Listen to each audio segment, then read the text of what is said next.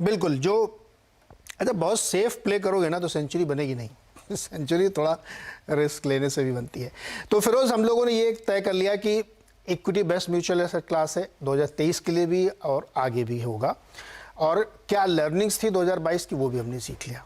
तो अब आ जाते हैं मुद्दे पर कि 2023 में मैं यहाँ पे इस बात को डिस्कार्ड करता हूँ कि अगर आप डायरेक्टली इक्विटी में एक्सपोजर लेना चाहते हैं तो आप बहुत ज़्यादा रिस्क लेंगे, तो इसलिए आपके लिए एक ऐसा रास्ता होना चाहिए जहाँ पे आपका रिस्क कम हो, दूसरा कोई आपके लिए फंड मैनेज करे, आपके पैसे मैनेज करे और आपको अच्छी कमाई करके दे। तो ऐसे में मुझे बताइए फिर 2023 के लिए आइडियाज़ क्या हैं, कहाँ पैसा लगाएं? इस नीरज जी देखिए, इक्विटी में घुसने के 6 डिफरेंट साधन है एक इंसान के पास।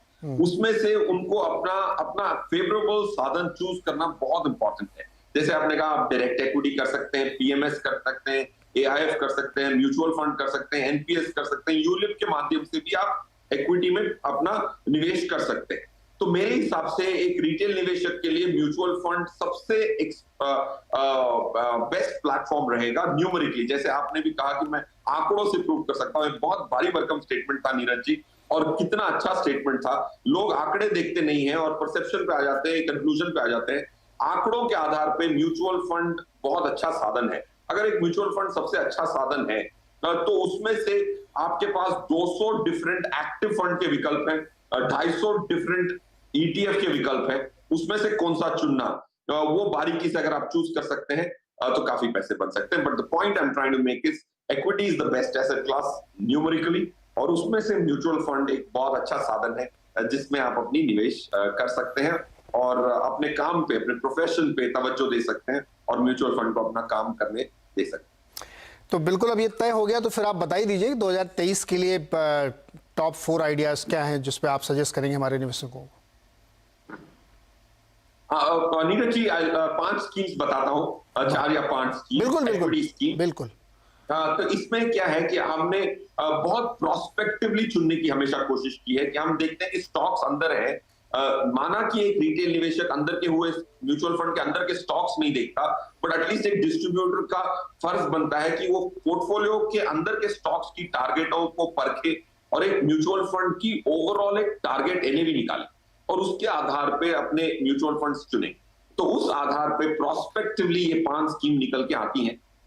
मिराय एसेट फोकस्ड इक्विटी, जो एक फोकस्ड इक्विटी फंड है जिसमें 50, 60, 70 स्टॉक नहीं खरीदे जाते, 30 से नीचे ही होते हैं, हमेशा 25-30 स्टॉक्स के भीतर होते हैं, वो एक बहुत अच्छा स्कीम होगा।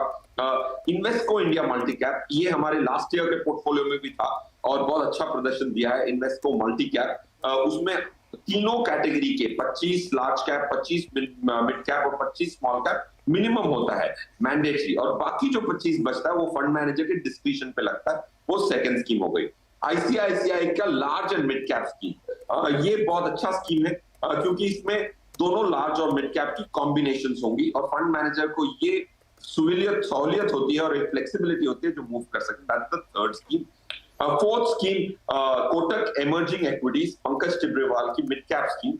और लास्टली एसबीआई कॉन्ट्रा, दिनेश जो फंड मैनेजर है उनको हमने 1 साल पहले भी रेकमेंड किया था, उन्होंने 11% से निफ्टी को आउट परफॉर्म किया है।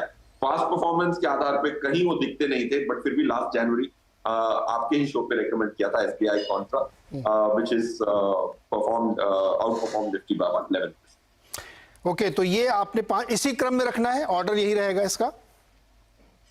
जी नीरज जी, क्या होता है कि इन 5 को खरीदें तो इन सब में कॉम्प्लीमेंट्री सी नेचर है। जैसे आप सैंडविच के साथ सॉस खाते हैं, इडली के साथ चटनी खाते हैं, वैसे इन सब की एक तालमेल बैठने का भी एक मॉडल आता है जिसको मार्कोविट्स कहते हैं। उसका प्रयोग करके कौन सी स्कीम किसके साथ अच्छी बैठती है वो करने के बाद, सो मेरी हमेशा ये विनती होती है, भले आपके पास 2500 रुपए हो, 500 रुपए की, सब में एसआईपी करें ताकि पूरा लुफ्त मिल सके और सिर्फ एक आइटम ना हो बुफे का आपके प्लेट। ओके, तो आपके पास अगर 1 लाख रुपए हैं तो 20-20 हजार रुपए आप 5 में डालें, यानी इक्वल 5 में रखिए तो आपको बढ़िया मिलेगा।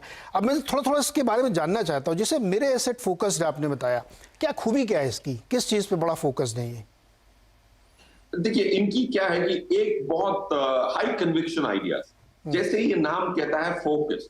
देखिए, एक एचएनआई बड़े निवेशक के पास, जिसके पास 10, 15, 20, 50 करोड़ हैं, उनके पास एक दूसरा साधन होता है जिसको कहते हैं पोर्टफोलियो मैनेजमेंट सर्विस।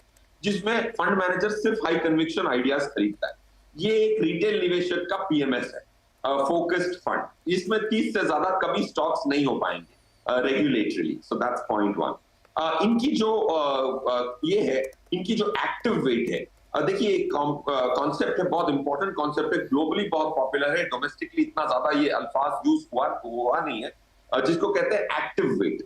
मतलब निफ्टी के अलावा कौन से और स्टॉक्स हैं इसमें, उसको कहते हैं एक्टिव वेट। उधर से ही एक्स्ट्रा रिटर्न निकलती है, तो इसका एक्टिव वेट काफी हाई है, 60-65% का एक्टिव वेट है, तो अल्फा आने की संभावना अच्छी होती है। अगर ये 65% स्टॉक जो निफ्टी से परे हैं और बाहर हैं, उनको हमने परखा, वो अगर उनकी अच्छी फ्यूचर दिखती है तो वो हमारी रिकमेंडेशन में आता है। So high active weight, focused high conviction ideas, जो फंड हाउस है कोरियन फंड हाउस, उनकी बहुत अच्छी क्षमता रही है स्टॉक पिकिंग की। So with all this it's seen its place in the model portfolio this year.